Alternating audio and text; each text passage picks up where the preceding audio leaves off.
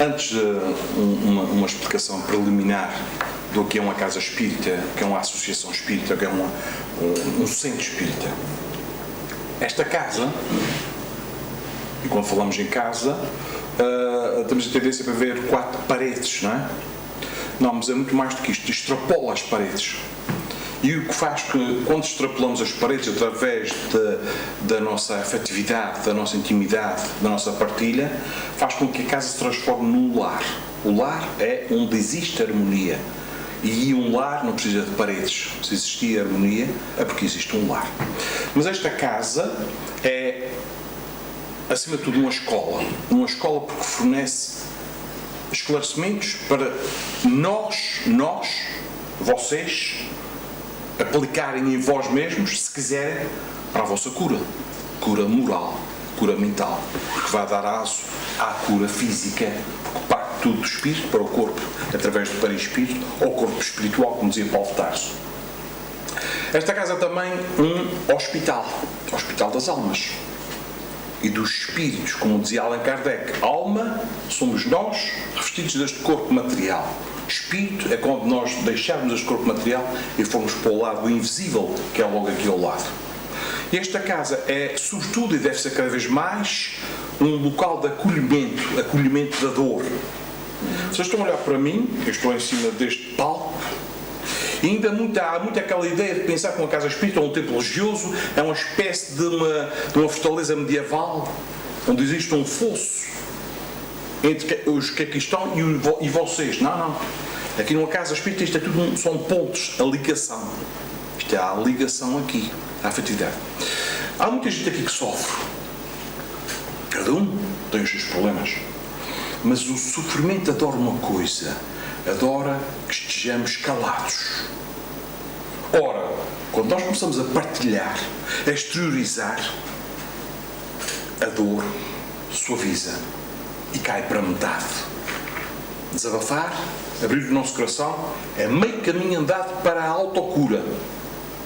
Por isso, Allan Kardec, porque a visão que vamos ter aqui é a visão dupla, científica e espírita. E Allan Kardec, o codificador, dizia que elas têm que andar de mãos dadas. Portanto, vamos dar ambas as visões, está bem?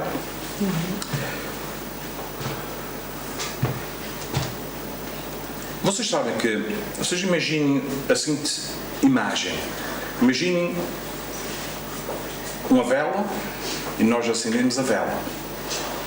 Quando acendemos a vela, aquela centelha num lugar escuro começa a iluminar, começa a orientar e até que aquece qualquer coisa. Mas vocês sabem que uma vela é constituída por um pavio de cera à volta e o pavio vai até baixo. Agora imaginem que eu acendi em cima e acendo na outra extremidade.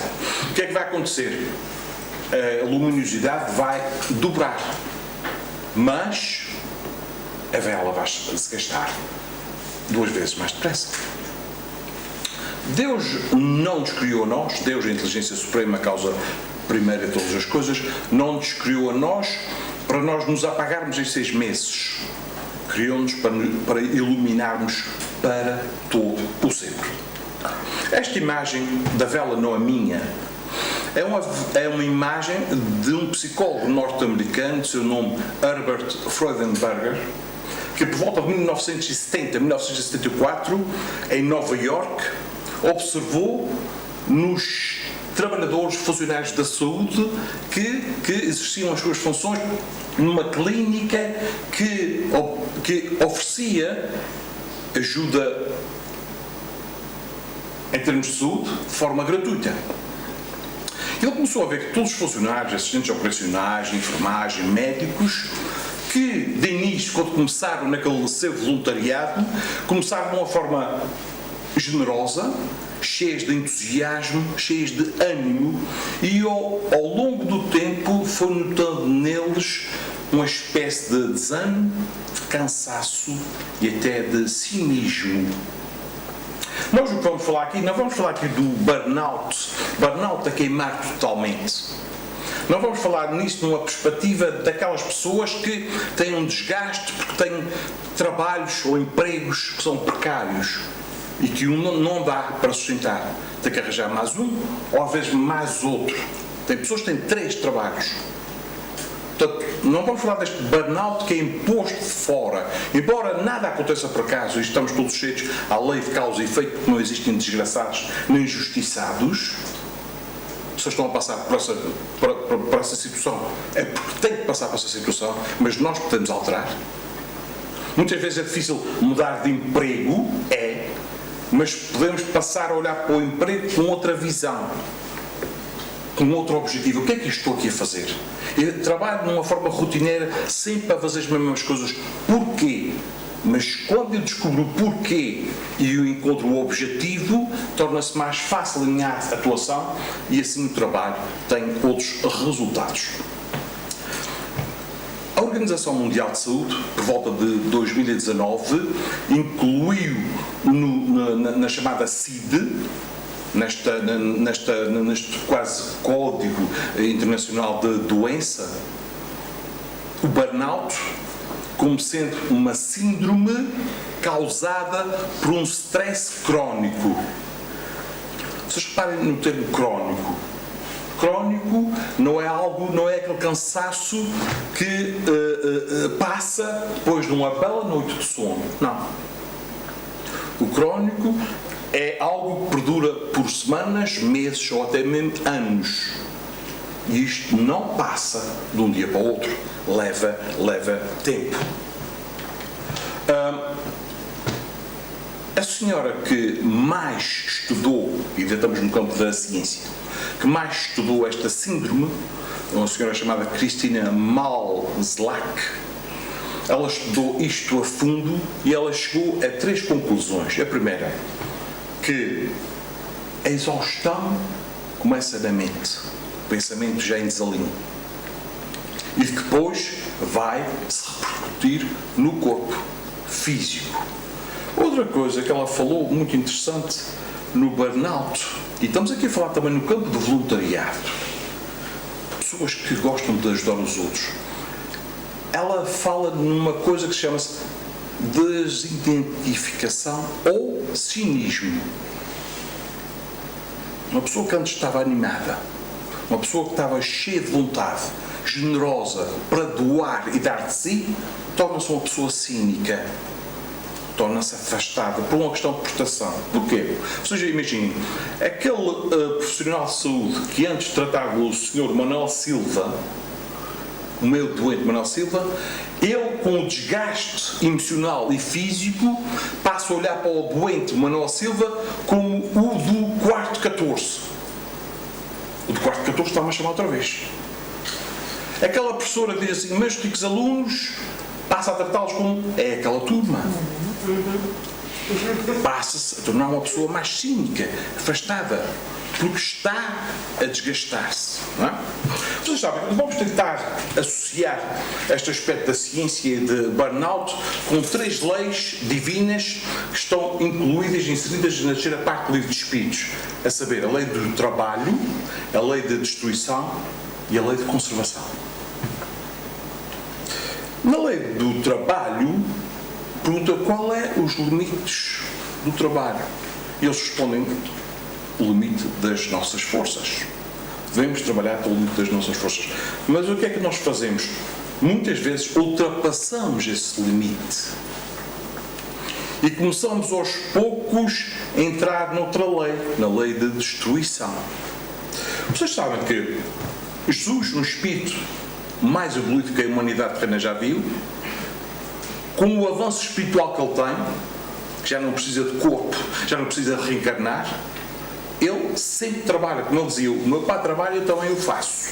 Mas, há 21 séculos atrás, ele podia continuar sempre a trabalhar, mas veio dar o exemplo à humanidade daquele tempo. Lá vezes convidava os discípulos para repousem. O que é que Jesus fazia? Dava o exemplo. Subia ao Monte das Oliveiras, para quê? Para orar, para refletir, para meditar, para falar com o Pai.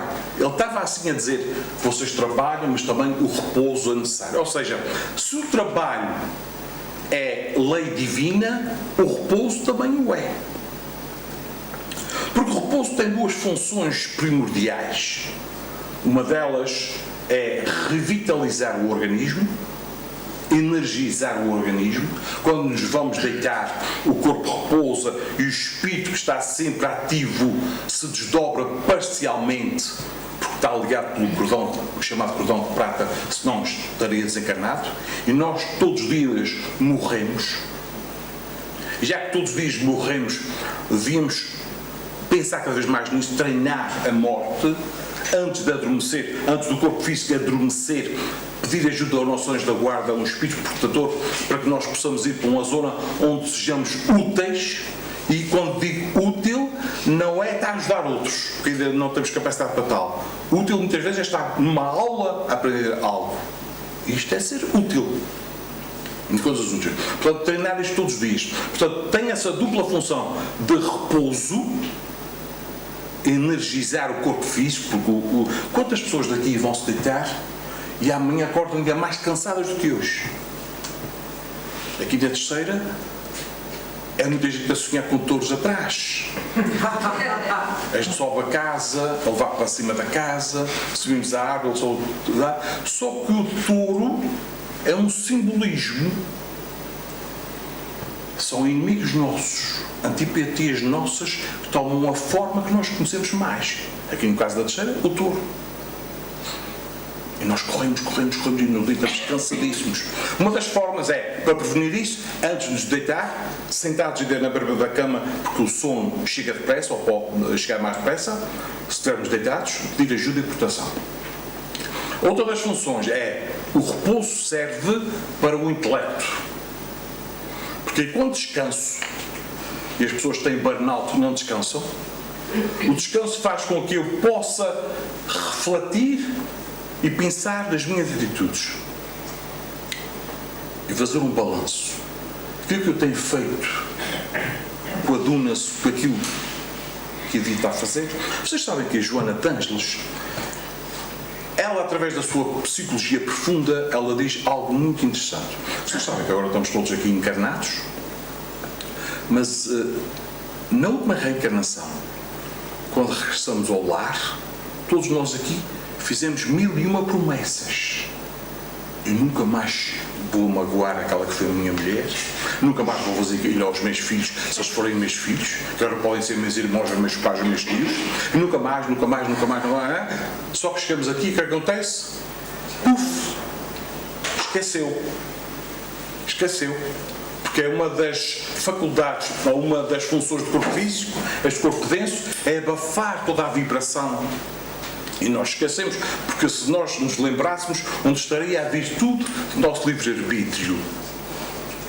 Se todos os livros desaparecessem da Terra e se ficasse só o Evangelho, já teríamos o livro mais importante de todos, que é o livro da moral por excelência. Logo, nós fizemos montes de promessas a nós mesmos. E até de certa forma, nesta última reencarnação, até perguntamos aos nossos aqueles engenheiros siderais, será que na próxima reencarnação eu posso fazer isto ou aquilo? E eles começam a analisar para aquilo que a Carla dizia há bocadinho. Eu gostava de ter isto. Nós muitas vezes pedimos muitas coisas que para os espíritos mais superiores dizem aquilo que tu estás a pedir, tu não sabes, mas é uma espécie de metralhadora. Para ti pensas que é útil? Não é. É uma arma de fogo. Portanto, não te vai ser concedido por merecimento. Portanto, logo quando nós não temos a coisa que nós queremos, devemos agradecer. É porque eu não devo ter ainda, ou não preciso disto para nada. Logo reencarnamos e o que é que acontece? Começamos a sentir um desgaste interno. Quantas pessoas de nós não se sente algo a rasgar de dentro para fora? E a Joana de Ângeles diz assim que o nosso problema está radicado num conflito. Esse conflito é entre aquilo que tu estás a fazer agora e entre aquilo que tu devias estar a fazer. Por isso o descanso é extremamente importante. Porque nós, quando não descansamos, confunde-se muitas vezes burnout com depressão. Nem sempre o é. Pode ser, nem sempre o é. Mas o burnout é um excelente grau para chegarmos à depressão. Porquê? Porque quando eu estou esgotado, vocês ficam um dia sem dormir, outro dia sem dormir, mais um dia sem dormir. O nosso estado de humor se altera. Uma cor mais acinzentada escura, até ficar breu. E o humor é energia em ação. Eu estou a emitir, nós somos antenas emissoras e receptoras de sinal. Constantemente estamos sintonizados. O problema é que, mesmo sem ar, o pensamento atinge distâncias infinitas.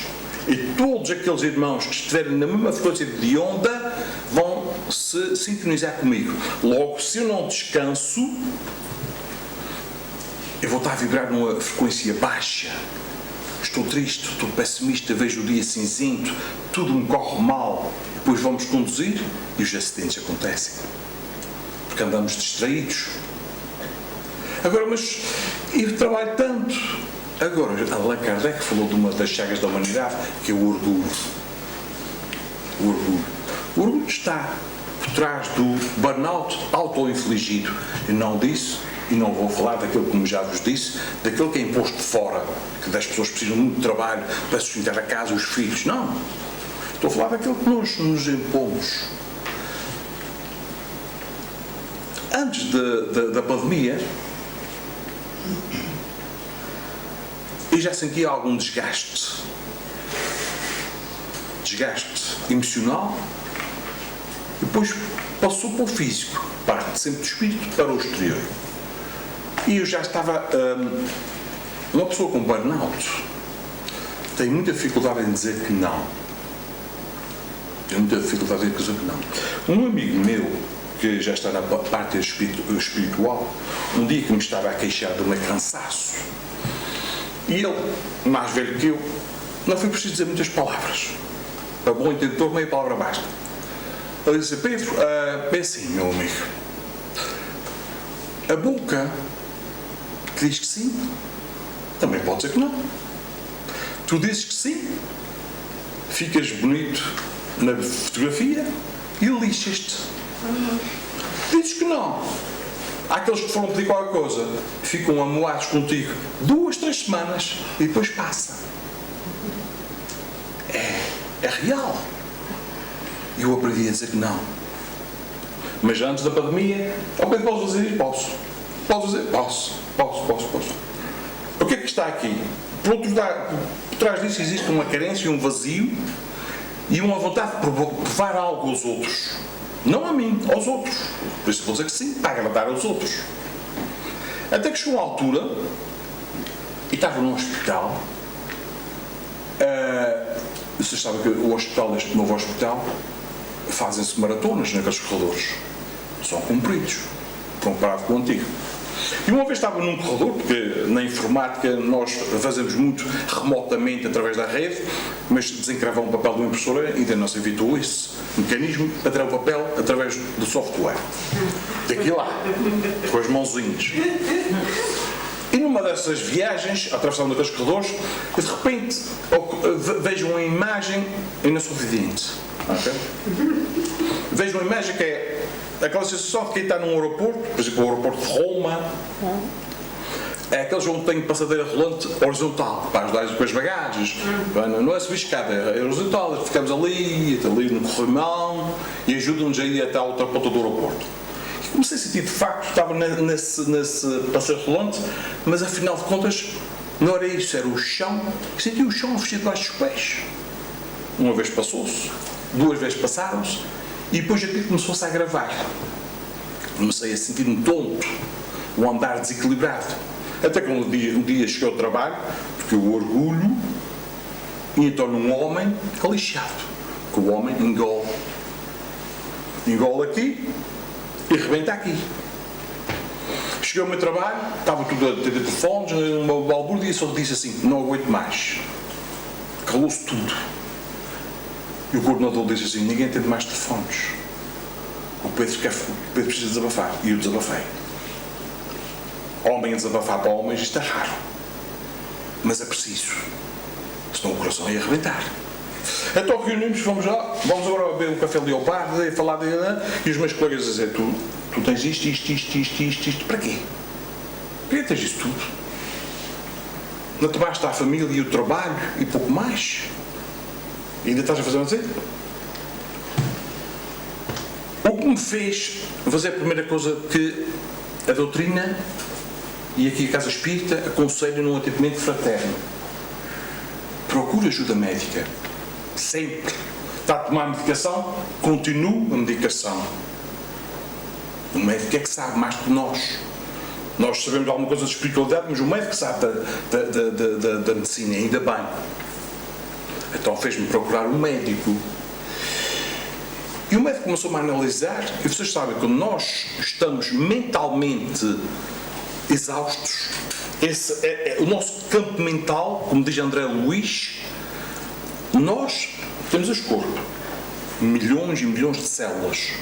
E André Luiz diz que as nossas células são animálculos, ou pequenos animaizinhos, infinitesimais domesticados.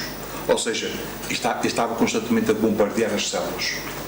As células precisam de água, precisam de oxigênio, e estava-las a tirar a água e o oxigênio. Estava a matar as minhas próprias células, estava a matar o meu corpo. Vocês sabem que muita gente diz assim: pessoa tal nunca fumou e está canceroso nos pulmões. Como? Olha que ele não bebe, tem uma cirrose. Como? Porque a nossa mente, com o emitir das vibrações, quando se repercute no campo físico, vai atingir o órgão mais sensível. É como duas equipas de futebol. É aquela que joga mais, já sabe qual é o ponto fraco da outra e vai atacar por ali, até chegar à baliza. A nossa vida é a mesma coisa, encontrou no corpo. No meu foi o sangue. Atacou o campo do sangue. E o que é que ele fez? Retirou-lhe o ferro. E o que é que acontece quando se tirou o ferro? Quem é médico sabe mais que eu. Dá anemia, dá uma fraqueza enorme. Portanto, síndrome causada por um stress crónico não é um dia para descansar. No meu caso foram 2 meses de atestado para recuperar mais ou menos. Mas o que é que está aí na base? O orgulho é dizer que sim a tudo. Não vou tirar férias porque eles precisam de mim. Isso acontece muito na saúde, acontece muito nas escolas, acontece muito na família. Não, precisam de mim. Uma grande dificuldade em delegar tarefas. Não vou delegar porque aquela pessoa não faz como eu. Não faz como eu gosto. Pronto. E depois o que é que acontece? Num campo, numa equipa, ele nunca delega em mim, nunca delega daquilo, as pessoas começam a desistir. E a pessoa acaba sozinha com todas as tarefas. Porque não. E depois aquela questão: se eu não fizer, se eu faltar, se eu adoecer, o mundo para? Não, o mundo continua. Vocês sabem que os cemitérios estão cheios de pessoas insubstituíveis. Cheios. Tudo é indispensável. Eu julgava, aqui há mais de 20 anos, quando estava nesta casa, que se eu faltasse, a casa parava. E julgavam que era indispensável. Se eu não fizesse esta palestra de hoje, esta colega que está aqui avançava, aquele senhor que está ali atrás avançava, aquela que está ali avançava. E eu ficava em casa. Esta casa não ia parar. Ou seja, nós começamos a chegar a um ponto em que nós começamos a fazer muita coisa e por causa do nosso orgulho, nós depositamos demasiadas expectativas no outro. Afinal, o que é que estou a fazer? Não serve para nada. Ninguém mudou. Então eu vou parar. Começo a desvalorizar e começo a pensar: não, eu não consigo. Existe um escritor que vem de uma família coreana alemã, seu nome, eu peço a vossas preces para pronunciar isto bem, Byung-Chul Han, um nome muito conhecido aqui nos Açores. Byung-Chul Han, ele escreveu um livro intitulado A Sociedade de Cansaço. Atual, esse livro, A Sociedade de Cansaço. E ele diz assim: nós hoje já não precisamos de patrões para nos explorar e para nos sentirmos cansados, porque nós, na nossa mente, já temos um capataz. Já não precisamos de ninguém que os outros. E o capataz diz assim: Vai, consegues mais, faz mais. Os outros podem, tu também podes. E sempre de uma forma incessante neste burnout. O que é que começa aqui? Aqui começamos a transgredir o tal limite da lei do trabalho, que é o limite das nossas forças, e entramos no aspecto da destruição.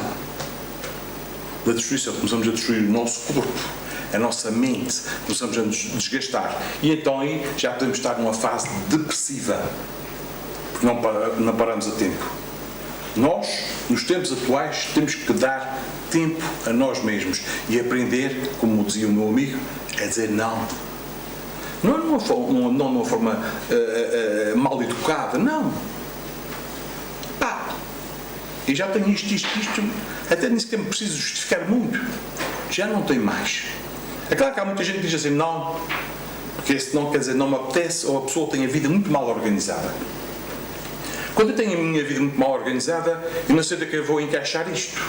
Mas se eu tenho uma agenda organizadinha, sei, olha, ainda tenho tempo para fazer mais isto ou mais aquilo. Mas nós temos que ter tempo para nós próprios. E isso não é egoísmo. Muita gente pensa que descansar é pecado. E o repouso também. Não, o descanso é extremamente necessário para tal. E a lei de conservação. Nós estamos aqui, nós vimos todos, de certa forma, com uma determinada quantidade de fluido vital que anima o nosso corpo. Pode durar por uns anos, para uns pode dar para 80 anos, pode dar para 90, para 70, mas isto é muito variável conforme a forma como nós gerimos o nosso campo celular através da mente. Vamos lá supor uma coisa. Eu estou aqui, se calhar devia desencarnar aos 57 anos. Já estava há um ano lá, aqui, no invisível. Mas, pelo proceder, pelas opções que eu fui fazendo, e fui realimentando o meu campo celular e fui me tornando mais, ou passei mais tempo aqui. E nós, quando temos um objetivo, acreditem, o trabalho salutar, o trabalho de voluntariado, não em excesso. As ocupações são extremamente importantes para nós ficarmos mais tempo. Vocês sabem que uma pessoa, a melhor forma de lutar contra a desmotivação, e há muita gente desmotivada, é um conselho que é: estou na cama, não me apetece fazer nada, não me apetece levantar. O melhor conselho para a desmotivação é este: levantar-se e começar por fazer as coisas mais desagradáveis. Espetáculo. Vocês estão todos contentes agora. Amanhã já vou começar. Porque quando vocês começarem a fazer as coisas mais desagradáveis, vocês vão focar a vossa mente naquelas tarefas que, em vez de desagradáveis, afinal, eu pensava que eram desagradáveis, e já fiz muitos filmes, mas depois, quantas vezes nós estamos preocupados com uma coisa, vamos para o trabalho, e aquela preocupação que eu tinha nem sequer ocorreu. Ou o problema já está resolvido. Quantas vezes? Porque nós vivemos nos tempos errados. Ora futuro, ansiedade, ora passado, depressão. O presente está quieto. E temos que estar cada vez mais presentes. E enquanto eu estou a falar, muitos de vocês já viajaram para a vossa casa. Estou tudo para jantar. Eu estou Quantos de nós já viajamos? Ok, nós estamos aqui. Mas porquê que Jesus ia para o monte? Ele estava-nos a convidar: pessoal, vocês, pelo menos 1 minuto por dia, vocês assentem ideias e fiquem onde estão. Vocês pensem naquilo que estão a fazer, pensem naquilo que estão a pensar, um pleonasmo, ou reflitam. E o conselho melhor que eu vos posso dar, e é gratuito, aliás, tudo nesta casa, gratuito, é: cuidado com as vossas reações. Porque se uma pessoa está exausta, se uma pessoa está em burnout, para reagir é uma unha, é um castilho, e a reação pode ser muito violenta. Portanto, sair para o monte, para o nosso monte, para o nosso canto, pensar, contar de 1000 para trás. Isto obriga-nos a pensar. 1999, fazer testes convosco. E quando vocês fazem isso e não reagir, ainda bem que não reagi. Porque o problema é ficar com o outro.